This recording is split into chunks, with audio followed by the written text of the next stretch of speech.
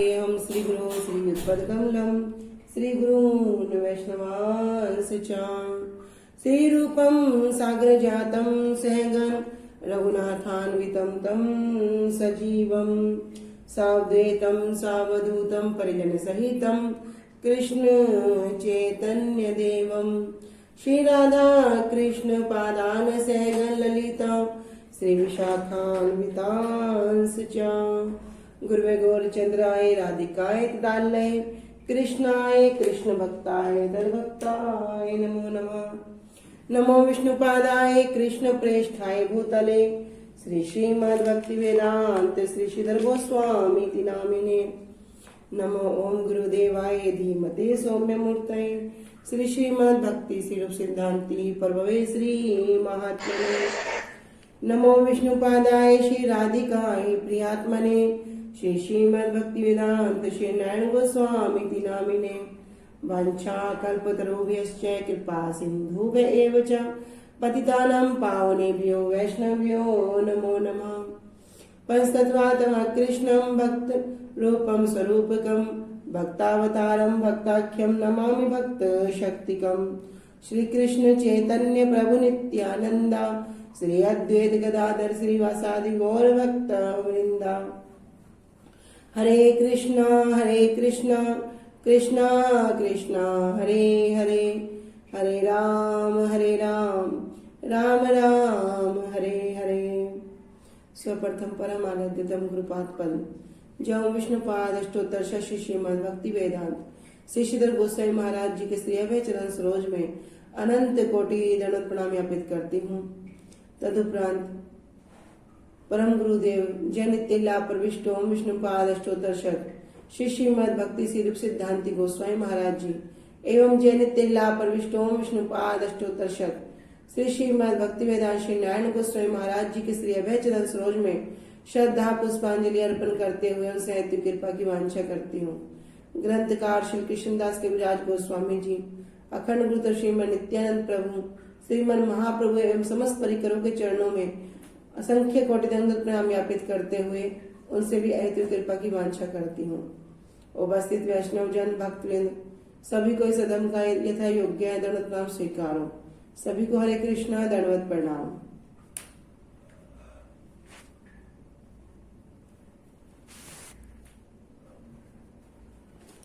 श्री गुरुदेव की अहितों की कृपा से हमारा जो ग्रंथ चल रहा है उसका नाम है श्री श्री चैतन्य चैतामृत। श्री श्री चैतन्य चैतामृत ग्रंथ के अंतर्गत हम श्रवण कर रहे हैं मध्य लीला, षोडश परिच्छेद, 16वां अध्याय और पेज संख्या 58, प्यार संख्या 72 की टीका। तो पेज संख्या 58 पे कल हमने श्रवण किया कि पाखंड क्या है। अंतर शब्द महाप्रभु कह रहे हैं कि जिसके मुख से निरंतर भगवान का नाम, कृष्ण का नाम उच्चारण हो वो ही श्रेष्ठ वैष्णव है। तब हमने समझा क्या निरंतर कि भैया एक तो गया एक हो गया अंतर। अंतर अर्थात बाधा, जिसमें किसी प्रकार की बाधा ना हो। तब हमने अंतर शब्द के कई प्रकार के अर्थ को श्रवण किया कि भजन में बाधा क्या क्या है। जैसे देह, शरीर को ही सब कुछ मानना बाधा है। पैसा जो भगवान की सेवा में ना लग सके, जो धन, जो संपत्ति, वो सब बाधा है। जो जिह्वा की लालसा तृप्ति है सब बाधा है। जो सम्मान प्रतिष्ठा की आशा है सब बाधा है। और एक शब्द बताया अंत में, अंतर का एक शब्द है पाखंड। पाखंड के विषय में हमने कल श्रवण किया था कुछ 9 पॉइंट्स को, और ये भी श्रवण किया था यदि कोई इन तरह के विचारों को अपने मन में स्थिर करता है तो क्या होता है, उसके अपराध उत्पन्न हो जाते हैं। ये सब विचार उसे अपराधों में उत्पन्न करा देते हैं। इससे आगे श्रवण करते हैं।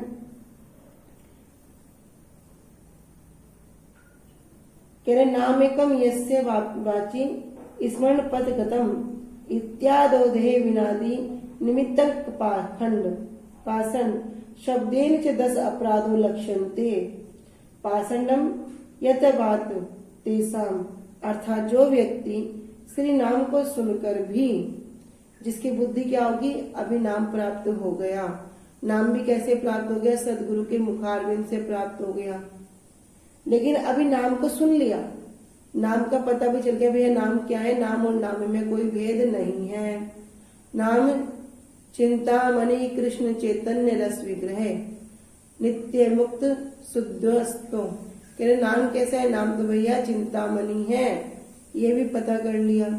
लेकिन अभी फिर भी बुद्धि क्या है? देह में है, शरीर के प्रति आसक्ति है, धन में है, धन को संग्रह करने की आसक्ति है, उसी में वो लिप्त रहता है।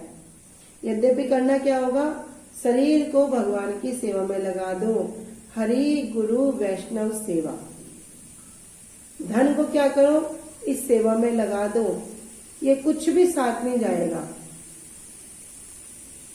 लेकिन अभी क्या है? अभी भी वो इसमें ही लिप्त रहता है। वह क्या है? वह पाखंडी है। पाखंड शब्द से 10 प्रकार के अपराध लक्षित होते हैं, क्योंकि ये सब अपराध क्या है? पाखंड में है। तो यहाँ तक हमारा कल हो गया था, इससे आगे हम श्रवण करते हैं। अभी महाप्रभु वैष्णव के विषय में वर्णन कर रहे हैं कि भैया वैष्णव कौन है, उनके लक्षण क्या है। तो इसी प्रसंग में हम आगे सुनेंगे। पहले हमने सुना था कनिष्ठ वैष्णव का लक्षण, उसमें क्या बताया था? अर्चमेव हरिये ये पूजा श्रद्धते न तद भक्तिषु चान्येषु सा भक्ता प्राकट स्मरते। कि जो क्या करेंगे? भगवान के प्रति तो पूरी श्रद्धा रखेंगे, लेकिन उनके भक्तों के प्रति उनकी कोई श्रद्धा नहीं होगी, गुरुदेव के प्रति, वैष्णव के प्रति उनका कोई भाव नहीं होगा। सिर्फ एकमात्र लक्ष्य क्या होगा? भगवान का। कह रहे ऐसे भक्तों का गया है कनिष्ठ भक्त। फिर कह रहे यहाँ पे भागवतम के श्लोक को वर्णन कर रहे हैं। ईश्वरे तद्दीनेषु बालिशेषु दिशस्सु च प्रेम मैत्री कृपोपेक्षा या करोति समध्यमा। कह रहे ईश्वरे तद्दीनेषु, जो ईश्वर से क्या करेगा? प्रेम मैत्री कृपोपेक्षा। देखो ऊपर 4 नाम दे दिए, नीचे 4 उनके काम बताए। कह रहे ईश्वरे, ईश्वर से क्या करेगा? नीचे कह रहे प्रेम, जो ईश्वर के प्रति प्रेम रखेगा।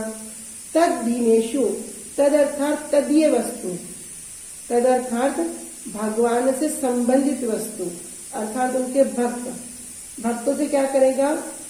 तद्दीनेषु, उनसे मैत्री करेगा।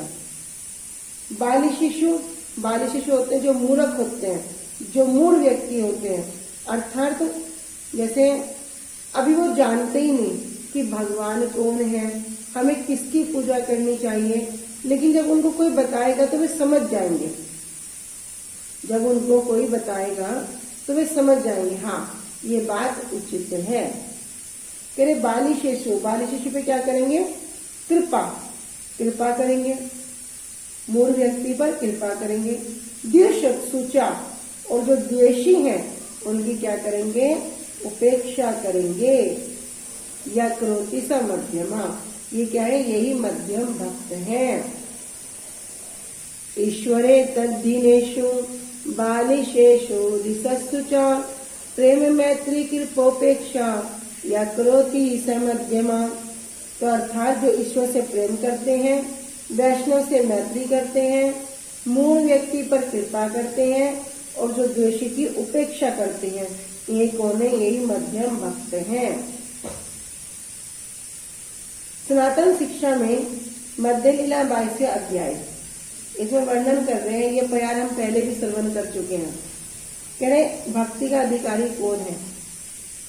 श्रद्धावान जन है भक्ति अधिकारी, उत्तम मध्यम कनिष्ठ श्रद्धा अनुसारी। शास्त्र युक्ति नहीं जाने दृढ़ श्रद्धावान, मध्यम अधिकारी से ही महाभाग्यवान। रति प्रेम तारतम्य भक्त तारतम। कह रहे हैं,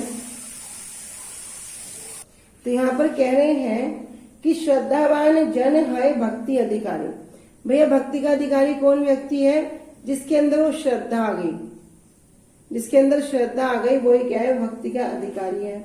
उत्तम मध्यम कनिष्ठ श्रद्धा अनुसारी, और उसी श्रद्धा के अनुसार, जिसकी श्रद्धा जितने परिमाण में दृढ़ होगी, उसी प्रकार वो क्या होगा, उत्तम भक्त हो सकता है। उसी श्रद्धा की दृढ़ता के अनुसार वो मध्यम भक्त हो सकता है, और उसी श्रद्धा के अनुसार वो कनिष्ठ भक्त हो सकता है। शास्त्र युक्ति ना ही जाने दृढ़ श्रद्धावान, जो शास्त्र युक्ति नहीं जाने, भैया शास्त्रों की युक्ति नहीं जानता, लेकिन क्या है, दृढ़ श्रद्धावान, भैया कृष्ण के प्रति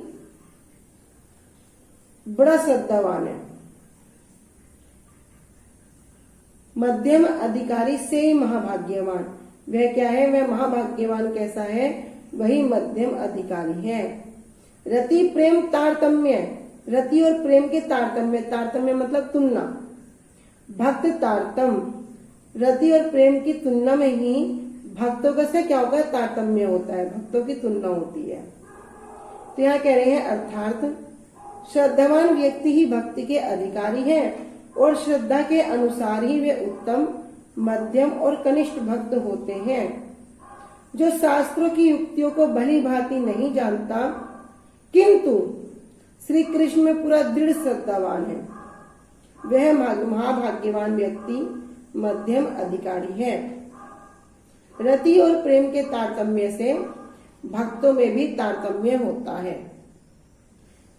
मध्यम भागवत निरंतर कीर्तन यज्ञ के द्वारा भगवान की आराधना करता है। क्या कह रहे, यज्ञ के द्वारा, यज्ञ कैसा, कीर्तन यज्ञ, अर्थात नाम संकीर्तन। महाप्रभु कह रहे ना कि कृष्ण वर्णम तिस्वाय कृष्णम सांगोपांगस्त्र पार्षदम यज्ञ ही संकीर्तन प्राय जयंती ही सुमेधसा, कि जो सुमेधसा, जो सुबुद्धिमान जो व्यक्ति होंगे वो कलयुग में क्या करेंगे, भैया नाम संकीर्तन रूपी यज्ञ करेंगे, नाम संकीर्तन रूपी यज्ञ में ही अपनी आहुति देंगे। तो ये जो कह रहे कि जो मध्यम भागवत होते हुए निरंतर क्या करते हैं, कीर्तन करते हैं। कौन सा कीर्तन, नाम संकीर्तन, और नाम कीर्तन के यज्ञ के द्वारा भगवान की आराधना करते हैं। इसके द्वारा उनकी श्री नाम में प्रीति वर्धित होती है। नाम करते करते करते करते करते क्या होगा, नाम के प्रति प्रेम उत्पन्न हो जाएगा, प्रेम बढ़ जाएगा, और क्रम से जो क्रम है वह प्रेम के स्तर पर पहुंच जाता है। क्या क्रम है स्मरण किसी को?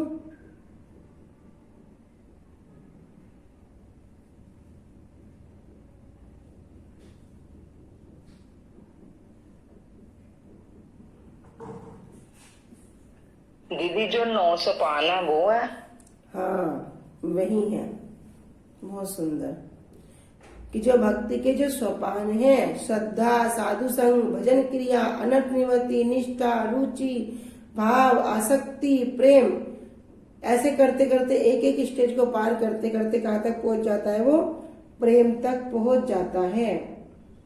वह अप्राकृत श्री नाम में निरंतर प्रीतियुक्त होकर अनुशीलन करते करते स्वयं को अप्राकृत कृष्णदास के रूप में जान पाता है। हम कहते हैं ना कि भैया हमें अपने स्वरूप की प्राप्ति कब होगी, कैसे हम अपने वास्तव स्वरूप को जान पाएंगे। कभी कभी मन में बड़ी बेचैनी होती है, कुछ लोगों का प्रश्न भी आता है। तो देखो इस बात से समझ जाओ, यहाँ श्री कृष्णदास गोस्वामी महाराज जी कृपा करके क्या कर रहे हैं, इस प्रश्न का उत्तर दे दिया। कह रहे हैं कि वह अप्राकृत जो नाम क्या है, चिन्मय नाम है, उस चिन्मय नाम को करते करते कैसे करता है, निरंतर बिना किसी बाधा के करता है। और कह रहे प्रीतिपूर्वक, ऐसे नहीं करता कि जबरदस्ती कर रहा है, मुझे तो बस 16 माला पूरा करना है, 32 माला नहीं, वो कह रहे प्रीतियुक्त करता है, बड़ा प्रेम में। कह रहे उस प्रीतियुक्त होकर अनुशीलन करते करते स्वयं को क्या करेगा, स्वयं को अप्राकृत, कि मैं उन चिन्ह में भगवान का दास हूं, इस रूप में जान पाता है। तो भैया जानेंगे कैसे, हरि नाम करते करते, वो भी कैसे, प्रीतिपूर्वक करना होगा, तभी वास्तव में हरि नाम का फल हो जाएगा।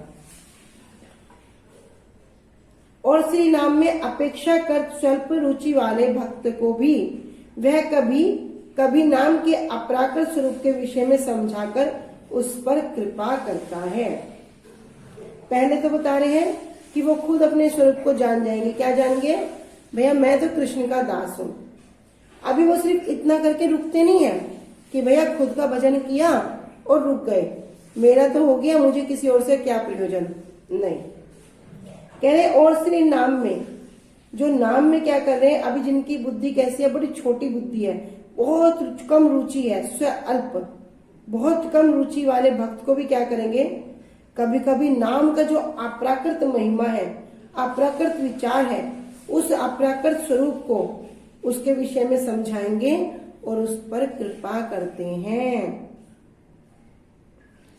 शुद्ध भक्तों में और भगवान में पूर्णता प्रीति रहित विदेशी व्यक्तियों को ऐसा जानकर कि श्री कृष्ण के अप्राकृत स्वरूप की अनुभूति से रहित हैं और इनकी चेतन वृत्ति माया से आवृत है, इसलिए वे केवल प्राकृत हैं, वह उनके संग का त्याग करता है। अभी हमने सुना ना, द्वेषी की उपेक्षा करते हैं। तो कौन द्वेषी? यहाँ बता रहे हैं कि शुद्ध भक्तों में और भगवान में पूर्णता, ना तो उनकी भक्तों के प्रति कोई श्रद्धा है, ना भगवान के प्रति। कैसे हैं? प्रीति रहित, किसी प्रकार की प्रीति नहीं है। विद्वेषी विशेष रूप से क्या है, ऐसे द्वेषी व्यक्तियों को ऐसा जानकर कि ये तो ना तो श्री कृष्ण के अप्राकृत स्वरूप की अनुभूति से रहित हैं, भैया ये तो भगवान का अस्तित्व को नहीं मानते, और इनकी जो चेतन वृत्ति है, कौन? माया, ये माया से सब आवर्त है, ढके हुए हैं, इसलिए ये केवल कैसे हैं? प्राकृत है, जड़ है। तब वह व्यक्ति क्या करेगा? उनके संग को त्याग कर देगा। कौन करेगा? मध्यम अधिकारी का। मध्यम अधिकारी शुद्ध भक्त के उपादान अथवा उपकरण आदि को भी अप्राकृत समझता है।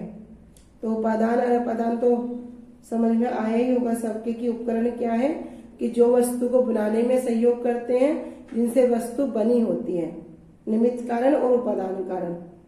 तो उन कारणों को भी क्या समझता है भक्त? कह रहे ये भी क्या है? सब चिन्ह में है, अर्थात वैष्णव चिन्ह में है, गुरुदेव चिन्ह में है और भगवान भी चिन्ह में है। अगले वर्ष पुनः उनके द्वारा वैष्णव लक्षण की जिज्ञासा करने पर महाप्रभु क्या उत्तर दे रहे हैं? वर्ष अंतरे पुनः तारा एछे प्रश्न कैल वैष्णवेर तारतम्य प्रभु सिखाइल। कह जब एक वर्ष के बाद जब पुनः कुलीन ग्रामवासी ने क्या किया? एछे प्रश्न केल, ऐसा ही प्रश्न किया। वैष्णवेर तारतम्य प्रभु सिखाइल, क्या प्रश्न किया? कि प्रभु वैष्णव कौन है, क्या लक्षण है। जब यद्यपि महाप्रभु पिछली बार बता चुके, क्या बता दिया? कि भैया जिनके मुख से एक बार भी कृष्ण नाम का उच्चारण हो जाए वही क्या है? श्रेष्ठ है। लेकिन अभी यह सार वस्तु नहीं आई, तो क्या कर रहे हैं? फिर से कुलीन ग्रामवासी ने आके प्रश्न किया। प्रश्न उत्तर कहाँ हुए? श्री राय रामानंद संवाद में महाप्रभु वहां प्रश्न करते हैं और राय रामानंद जी जो कौन है? स्वयं विशाखा सखी वहां पे उत्तर करती है। महाप्रभु कहते हैं बताओ सभी साध्यों का सार क्या है? राय रामानंद जी कहते हैं ठीक है भैया, वर्णाश्रम धर्म सभी साध्यों का सार है। तो क्या महाप्रभु कहते हैं अच्छा ठीक है मान लिया? नहीं, क्योंकि सार वस्तु को देना है, सार वस्तु को पकड़ना है। तो यहाँ पर भी जब सार वस्तु को पकड़ते पकड़ते वहां महाप्रभु क्या कहते हैं? ये तो बाह्य बात है, एहो भाई आगे कहे यार, भैया आगे की बात कहो। तब राय रामानंद जी स्टेप टू स्टेप एक एक बात को वर्णन करते हैं।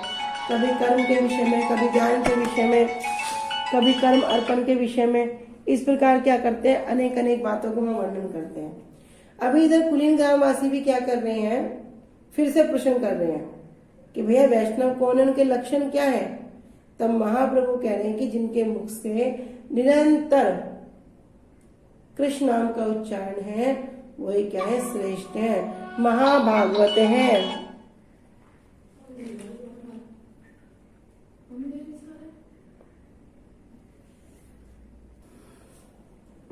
तो कह रहे हैं कि एक वर्ष के बाद कुलीन ग्रामवासी ने फिर से प्रश्न किया कि वैष्णवे तारतम्य प्रभु सिखाए। तब महाप्रभु ने उत्तर में क्या किया? वैष्णवे तारतम्य, कि भैया वैष्णव में जो तुलना है, जो तारतम्य है, उसको भी महाप्रभु ने यहाँ सिखा दिया कि यद्यपि सब वैष्णव हैं, वैगृत विष्णु दीक्षा को विष्णु पूजा परो नरा वैष्णव अभी तो विकीर्तितो अस्माद अवैष्णव, कि भैया जो विष्णु मंत्र में दीक्षित हैं, जो विष्णु पूजा परायण है, सभी वैष्णव है। तो इसका मतलब क्या होगा, जिसके मुख से एक बार कृष्ण नाम उच्चारण हो गया वैष्णव है, हाँ भैया वैष्णव है। लेकिन वैष्णव में भी हमें देखना होगा कौन श्रेष्ठ वैष्णव है। तो यहाँ महाप्रभु ये शिक्षा दे रहे हैं, जहारे दर्शने मुखे ऐसे कृष्ण नाम, ताहारे जानिया तुम्ही वैष्णव प्रधान। अरे महाप्रभु क्या कह रहे हैं, कह रहे जहार दर्शने मुखे, जिनके मुख को दर्शन करने मात्र से ही ऐसे कृष्ण नाम, मुख से क्या होगा, कृष्ण नाम उच्चारण हो जाएगा। हरे कृष्ण कृष्ण कृष्ण हरे हरे, हरे राम राम राम हरे हरे। जिनके मुख से को दर्शन करने से क्या होगा, इस मुख से भी कृष्ण नाम उच्चारण हो जाएगा। तहारे जानिया तुम्ही वैष्णव प्रधान। तो महाप्रभु कुलीन ग्रामवासियों के द्वारा हम सब बद्ध जीवों को सचेत कर रहे हैं कि भैया क्या करो, तहार जानिया तुम्ही, कि आप सब क्या जानो, यही कौन है, वैष्णव में प्रधान है, वैष्णव में श्रेष्ठ हैं। कि जिनके दर्शन मात्र से मुख से श्री कृष्ण नाम निकलने लगे, उन्हें तुम वैष्णवों में प्रधान समझना।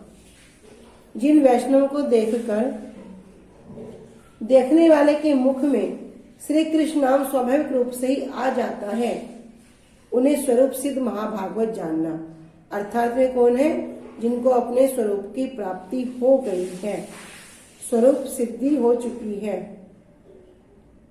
वे संपूर्ण रूप से विकसित और उद्दीप्त अथवा अनावृत चेतन वृत्ति से युक्त रहते हैं। संपूर्ण रूप से क्या रहेंगे, उद्दीप्त अनावृत चेतन वृत्ति से युक्त रहते हैं, अथवा वे श्री कृष्ण की केवल शुद्ध प्रेम सेवा में निमग्न रहने के कारण सर्वदा जागृत अवस्था में अर्थात अपने स्वरूप में अवस्थान करते हैं। कह रहे श्री कृष्ण की केवल शुद्ध प्रेम रूपी सेवा में निमग्न डूबे रहने के कारण सर्वदा हमेशा ही जागृत अवस्था में भी अर्थात उस अवस्था में भी क्या करते हैं, अपने स्वरूप में ही अवस्थित रहते हैं, जो उनका वास्तव स्वरूप है। वे भागवत ज्ञान और विज्ञान से युक्त होने के कारण सर्वथा श्री कृष्ण के दर्शन करते हैं। कह रहे भगवत ज्ञान और विज्ञान से युक्त होने के कारण क्या करते हैं, सब जगह ही श्री कृष्ण का दर्शन करते हैं और सभी जीवों को श्री कृष्ण संबंधित देखते हैं।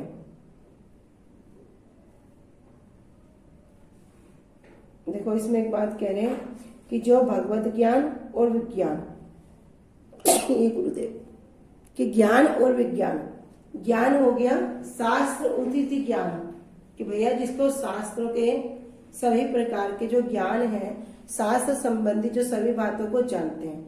विज्ञान क्या हो गया, जो उसको अनुभव कर चुके हैं, जिनका उनको पूरा अनुभव भी है, भगवत अनुभूति संपन्न भी है, वो हो गया विज्ञान। तो कह रहे विज्ञान भी है और विज्ञान से भी युक्त है।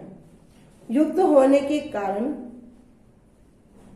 क्या करते हैं, सभी जगह श्री कृष्ण का ही दर्शन करते हैं और सभी जीवों को श्री कृष्ण से संबंधित देखते हैं। उनके मुख से निरंतर शुद्ध श्री कृष्ण नाम का भली भांति कीर्तन होता है। कहते हैं भैया एक शुद्ध नाम, हम सोचते हैं कब होगा, जिस दिन वो एक शुद्ध नाम हो जाए।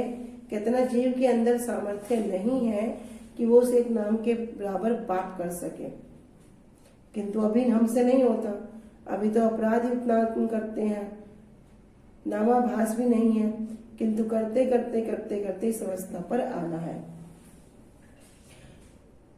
वे स्वयं दिव्य नेत्रों से युक्त होने के कारण श्री कृष्ण विस्मृति अथवा श्री कृष्ण विमुक्ता रूपी मोह निद्रा में सोए हुए अन्य जीवों के बंद अज्ञान में चक्षुओं को खोल देते हैं। कैसे, अब उनके नेत्र कैसे हैं? दिव्य नेत्र हैं। हमारे नेत्र के जड़ नेत्र हैं, लेकिन वे क्या करते हैं भैया? दिव्य नेत्र से अपना कल्याण नहीं करते। कह रहे हैं उन दिव्य नेत्रों से युक्त होने के कारण जो जीव भगवान से बहिर्मुख हो गया, भगवान से विमुख हो गया और क्या कर रहा है? इस मोह रूपी निद्रा में सोया हुआ है। मोह रूपी कैसी? ये संसार मेरा है, ये मेरा पति है, ये मेरी पत्नी है, ये मेरा घर है, ये मेरा परिवार है, ये मेरा धन, ये मेरा दौलत, ये मेरे साथ। इस मोह रूपी निद्रा में क्या कर रहा है? सोया हुआ है। अभी तक जगा नहीं है। ये वैष्णव क्या कर रहे हैं? जगाने आए हैं। भैया जाग जाओ, क्यों इस मोह निद्रा में सो रहे हो?